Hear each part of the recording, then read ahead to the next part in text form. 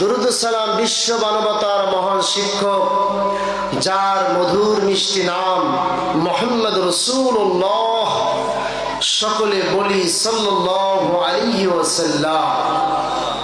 সম্মানিত হাজিরিন, আল্লাহ রসুল ছিলেন শরিয়াত পুরো নেতা। শরিয়াতের নেতাকে কথা বলেন না কেন?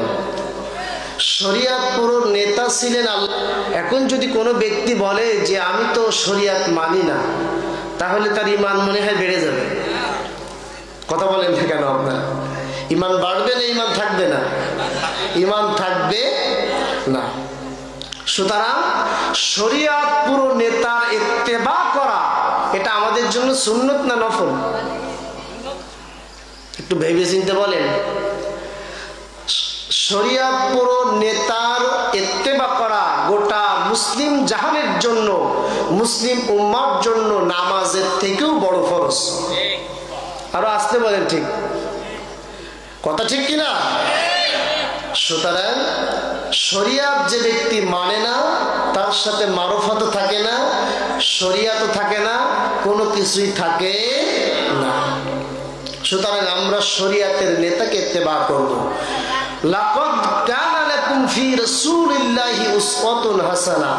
গোটা পৃথিবীর মানুষের জন্য মডেল হচ্ছে আল্লাহর রাসূল। মডেল কে?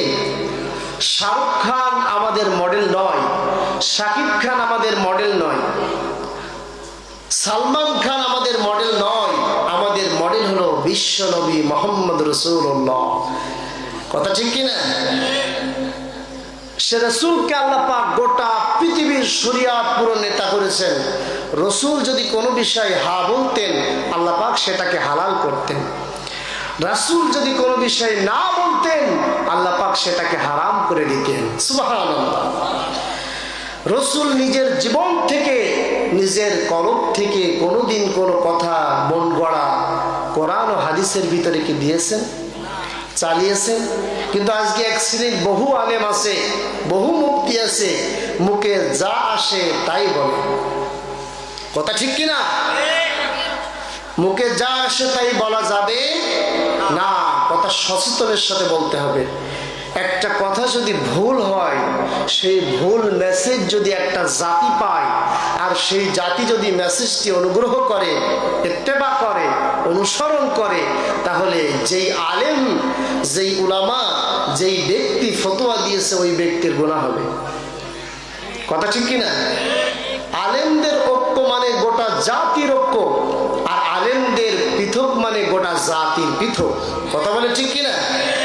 সুতরাং আমরা চাই না কাদা ছোড়াছুড়ি করে আলেমদের এক আলেম আর এক আলেমের বিরুদ্ধে বলে, এক আলেম আর এক আলেমের সমালোচনা করে। এটা আমরা চাই? কথা বলেন, চাই? আল্লাহ পাক তার রাসূলের মাধ্যমে জানিয়েছেন, হে রাসূল, ইয়াসসিরু ওয়ালা তুআসসিরু, বাশশিরু ওয়ালা তুনাফফিরু।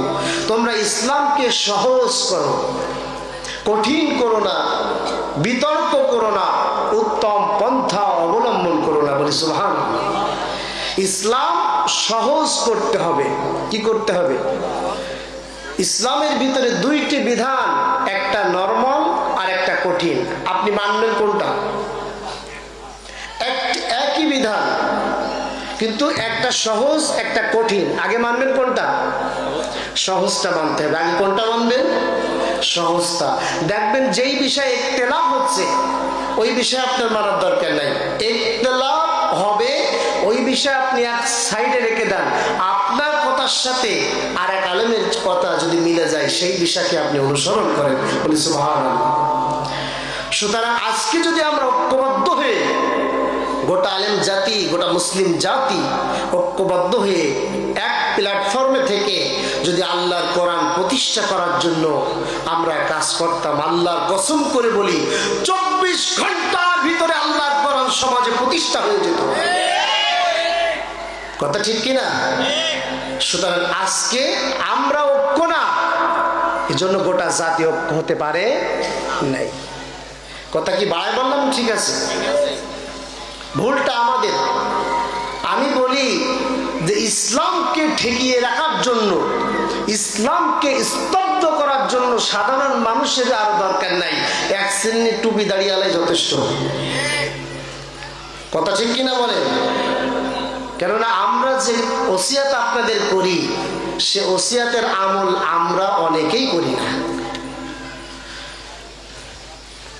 এজন্য আল্লাহ রসুলকে যদি ইত্তেবা করতে হয়, তাহলে সব মানুষের তৈরি করা ফতোয়া ডাস্টবিনে নিক্ষেপ করে আল্লাহর কোরআনের ফতোয়াকে ইত্তেবা করে যদি জীবনকে সাজাতে পারেন, জীবনে একটা সেজদা যদি দিতে পারেন, একটা সেজদা যদি কবুল হয়ে যায়, আল্লাহর কসম করে বলছি, আল্লাহর জান্নাত আপনার জন্য ওয়াজিব হয়ে গেছে।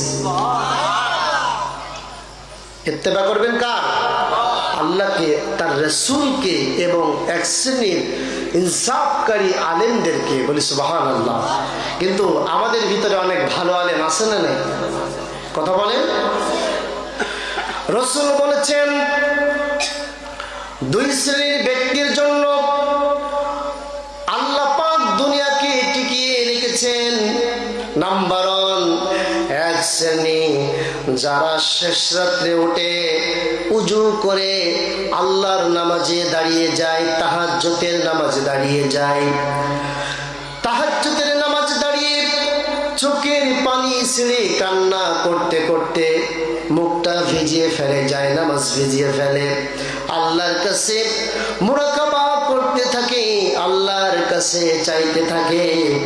আল্লাহ পাক বলেছেন, ওই ইত্তেবাকারী ইবাদতকারী বান্দা, শেষ রাত্রে তাহাজ্জুদকারী বান্দার দোয়া আমি আল্লাহ কবুল করে দুনিয়াতে টিকিয়ে রেখে দিয়েছি।